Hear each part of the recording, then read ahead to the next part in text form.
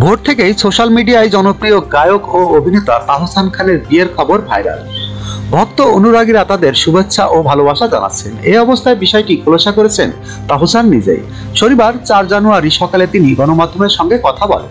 জনপ্রিয় ওই গায়ক অভিনেতা বলেন, এখনো বিয়ে হয়নি, এমনকি কোনো আনুষ্ঠানিকতাও হয়নি। একটা ঘরোয়া আয়োজন ছিল যেখানে এই ছবিগুলো তোলা।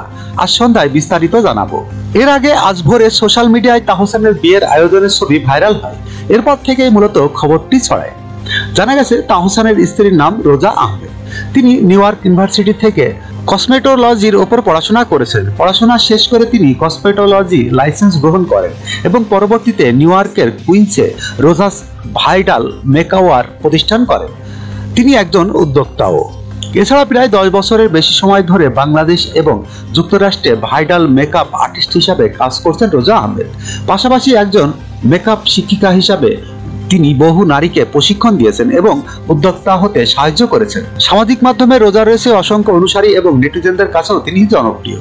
এর আগে 2006 সালে 7 আগস্ট তাহসান খান অভিনেত্রী মিথিলার সঙ্গে বিবাহ বন্ধনে আবদ্ধ হন। তাদের ঘর আলো করে আসেন কন্যা সন্তান আয়রা তাহরিন খান।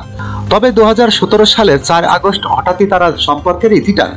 এক যৌথ বিবৃতির মাধ্যমে তারা তাদের বিচ্ছেদের ঘোষণা দেন।